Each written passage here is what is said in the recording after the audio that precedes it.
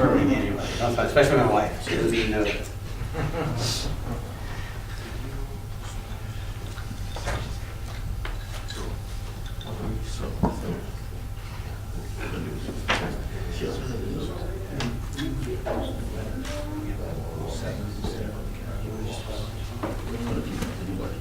If you, no.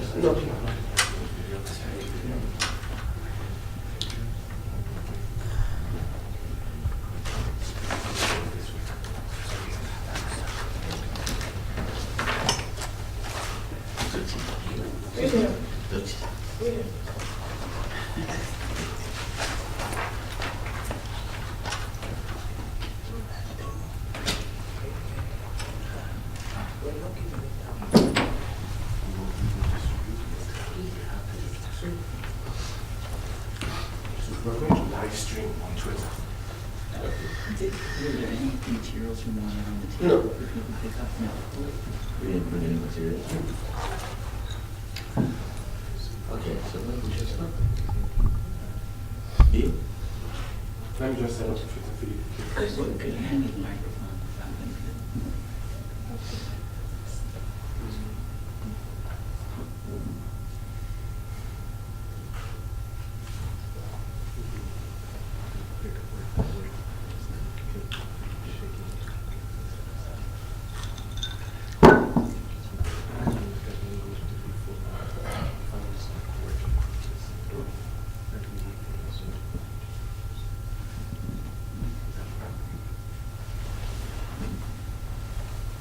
Okay, we're live.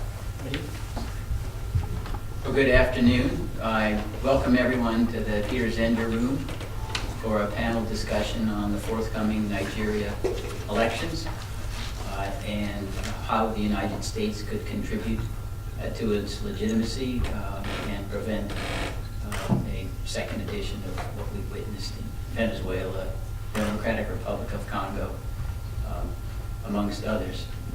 My name is Bruce Fine. I'm the moderator here.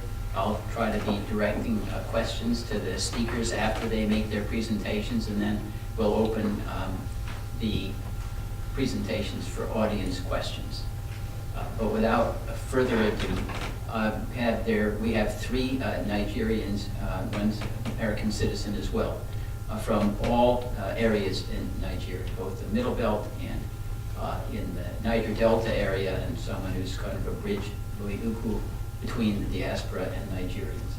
So I'm going to have them introduce themselves with background and make presentations about how they see the risk of an election that could explode into something very nasty for everyone, and their ideas for how the United States could deter such a catastrophe. And it really is nothing less than a catastrophe that is a possibility.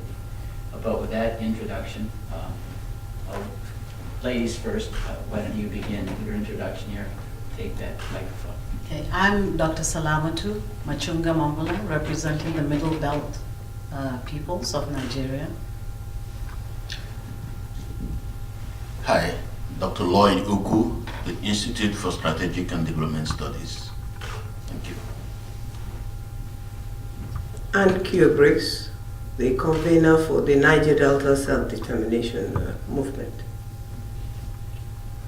Hi, I'm W. Bruce DeValle, the law firm of Fine and DeValle here in Washington, D.C., and we've been asked and honored to assist these individuals and the entity, the NGO entity known as We the People of Nigeria, in their efforts to hopefully forestall the problems that we're all pretty sure are going to happen in Nigeria in the upcoming presidential election.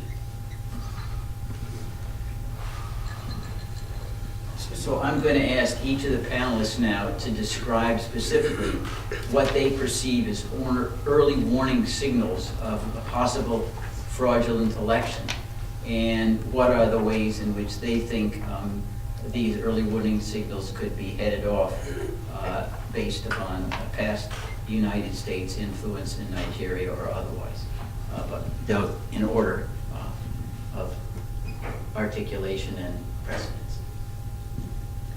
On behalf of the peoples of the Middle Belt of Nigeria, for us, the reason we're called the Middle Belt is because we span across the east to the west of the country of Nigeria, just very, a little lower than the desert, and just the two rivers, Niger and Benue, run right in the middle of the middle belt.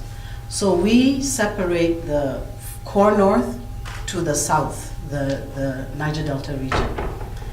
As a people, we make up there are about 400 ethnic tribes in that country. So we make about 300 tribes of those ethnic groups in the country. Therefore, our population is very significant. And secondly, during the Usman and Fodio Jihad of 1804, we were not conquered. That's why the jihad stopped at the 4 core northern states. So people from the middle belt all the way down south were not conquered during the Usman and Fodio Jihad. More recently, however, there's been an unleashing of herdsmen killing displacements of their indigenous communities and destruction of our farmlands. So the region has been battered with high-level insecurity. As of the last count in 2018, there has been documented, and we know data gathering in Nigeria is not the most efficient. As of November 2018, 5,000 people had been killed from January up to November 2018. And I can guarantee you it could be double that number. So consistent attacks on innocent children, farmlands. So communities are attacked, farmlands destroyed, cows are allowed in to destroy all the crops. We are an agricultural community and we are the food basket of the nation. So we supply most of the food, feeding both core north and down south. So communities have been displaced, farmlands destroyed, and complete takeover, by the herdsmen who have come to attack our people. They have displaced whole tribal communities and are living currently as we speak there. So what we are looking forward to gain by the 2019 elections is the high-level insecurity has beaten us down to the ground, and we are seeking that America would form some kind of intervention to give our people confidence to be able to have a peaceful and a free and a fair election come 2019. Thank you. Could you comment upon non-Nigerians from the border in Niger or Chad or Cameroon coming in to vote and to participate in the elections? Yes, when at the peak of the insecurity and the clashes, the attacks rather, against the peoples of the Middle Belt, we were informed that a lot of these people coming in were not Nigerians, that they are foreigners from Libya and so on and so forth. So we would appreciate if somehow the borders could be, maybe closed for the elections, because there's a huge infiltration. If all these attacks the Middle Belt people have experienced are from non-Nigerians, so it means it's very porous. So the fear also that they could lay their hands on voters' cards and be part of the elections, that would make the elections not fair, because only Nigerian citizens by the Constitution are allowed to vote. So yes, that is a very serious situation. And again, most of our people that have been displaced from their communities are in IDP camps. And we have not yet been assured. A lot of them registered while they were in their domains. Now they have been displaced. How is there going to be an assurance that they can vote? Because their voting precincts will be at their original villages that they have been kicked out from by the herders. So there's a huge problem, a very large, we're talking about hundreds of thousands of people that are in IDP camps right now, inside the country. Those are votes right there. How can we guarantee, if the international community, United States specifically can, put pressure or find a way to make a statement that would ensure full participation by our people somehow, and it is peaceful. Because I'm telling you, we have been killed, bullied, butchered, and displaced. People's confidence are very low about coming out to vote.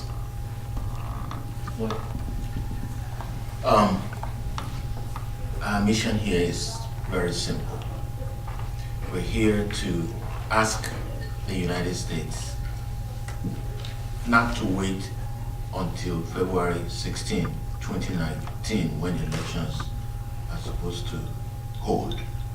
We're asking that sending observer teams alone would have been too late, because the indicators are all over the place that this election coming up will not be free and fair. So we have a group, we represent a group called We the People of Nigeria. We're not politicians, we're not PDP, we're not APC, we are Nigerians. We are basically speaking for the people of Nigeria. We're not asking the United States to support one particular political party or the other. We're asking simply that the United States should do all within its reach to ensure that Nigeria gets a free, fair, and of course, peaceful election. We the People of Nigeria is, as I said, is a grassroots movement in the Federal Republic of Nigeria based on the principles that the common man has the capacity and power to change the system for the better through democratic processes, and advocate for a new nation based on the principles of democracy, equity, and social justice for all, regardless of race, religion, ethnicity, or gender. This forthcoming election, February 16, presents a material risk of electoral fraud. The nation is beset by rampant violence, not only clashes with Boko Haram, but chronic atrocities by herdsmen in the Middle Belt, eastern and western states of Nigeria, who are exercising their rights guaranteed by the Universal Declaration of Human Rights. Nigeria has a history of electoral manipulations. The primary reason is the absence of separation of powers and checks and balances. All power is concentrated in the presidency, featuring a bloated military arm. Nigeria is important to the United States as a source of oil, as a counter-terrorism partner, and as a model throughout the continent of Africa. And Nigeria is the most populous country in Africa. If Nigeria's presidential election is fraudulent, the phenomenon will spread like an infectious disease to neighboring